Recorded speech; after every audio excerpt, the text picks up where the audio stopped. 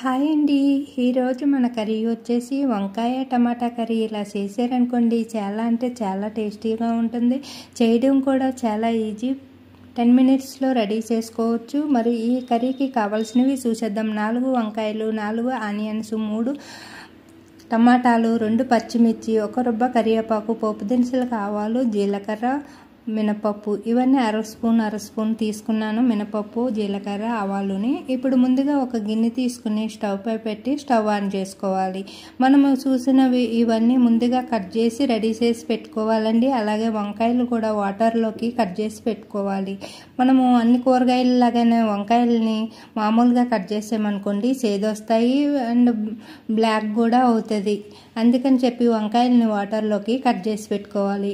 ఇప్పుడు మనం ఒక గిన్నె స్టవ్ పై పెట్టి స్టవ్ ఆన్ చేసుకుని 2 టేబుల్ స్పూన్లు ఆయిల్ వేసుకోవాలి. ఆయిల్ తక్కువ తినే వాళ్ళైతే 1 టేబుల్ స్పూన్ ఆయిల్ వేసుకోవాలి. ఇప్పుడు నేనైతే 2 టేబుల్ స్పూన్ల ఆయిల్ వేసుకుని ఆయిల్ వీటెక్కిన తర్వాత పచ్చిమిర్చి, కరివేపాకుని, పోపు దినుసులను వేసి ఇలా వేపించుకున్నాను. వేగిన తర్వాత సన్నగా కట్ చేసుకున్న ఆనియన్స్ ముక్కలను కూడా వేసుకుని ఒకసారి బాగా కలుపుకున్న తర్వాత 1 స్పూను అల్లం పేస్ట్ వేసుకోవాలి. ఈ అల్లం పేస్ట్ వేసుకోవడం వల్ల చాలా టేస్టీ వస్తుంది కర్రీస్కి. అంతేకాదు హెల్త్కి కూడా చాలా మంచిది. వెల్లుల్లిలోని రోగనిరోధక శక్తిని పెంచే గుణం ఉంటుంది. అలాగే అల్లంలో కూడా చాలా ఆరోగ్య ప్రయోజనాలు ఉంటాయి మనకి. అందుకని చెప్పి మనము అల్లం వెల్లుల్లి పేస్టు ఇష్టపడని వాళ్ళు ఎవరైనా ఉంటే ఇలా కర్రీల్లోకి రోజు 1 స్పూన్ వేసుకున్నాం అనుకోండి, మనకి హెల్త్కి కూడా చాలా మంచిది.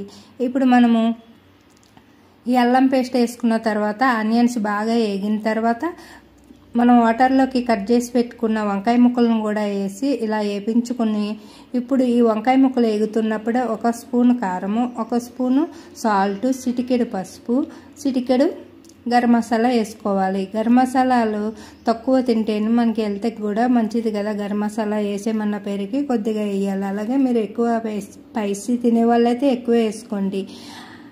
అలాగే ఇప్పుడు వంకాయ ముక్కలు వేగిన తర్వాత టమాటా ముక్కలని కూడా వేసేసుకున్నాము. చూడండి, ఇక్కడ టమాటా కొద్దిగా మగ్గిన తర్వాత మనము కుక్కర్లో వండుతున్నాము కాబట్టి కొంచెం వాటర్ అనేది తక్కువ వేసుకోవాలి. 1/2 కప్పు వాటర్ వేసుకుంటే సరిపోతుంది. మనం అదే గిన్నెలో అనుకోండి వంకాయ ఉడకడానికి వాటర్ అనేది ఎక్కువ వేసుకోవాలి. మనం కుక్కర్లో కాబట్టి ఆవిరితో ఉడికిపోతుంది కాబట్టి కొద్దిగానే వేసేమన్న పేరుకి వేసుకోవాలి. లేదంటే ఉడికిన తర్వాత మూత తీసి చూస్తే మొత్తం వాటరే ఉంటుంది కర్రీలో. ఇప్పుడు నేను కొద్దిగానే 1/2 కప్పు వాటర్ వేసి ఇలా మూత పెట్టి విజిల్ వేసి పెట్టేసుకుని 2 విజిల్ వచ్చిన తర్వాత ఆపేసుకున్నా. వంకాయ తొందరగానే ఉడికిపోతుంది కాబట్టి 2 విజిల్స్ వచ్చిన తర్వాత ఆపేసుకుని ఆవిరిపోయిన తర్వాత మూత తీసి చూస్తే కర్రీ అయితే ఇలా రెడీ అయిపోయింది. చూడండి, పర్ఫెక్ట్గా రెడీ అయిపోయింది.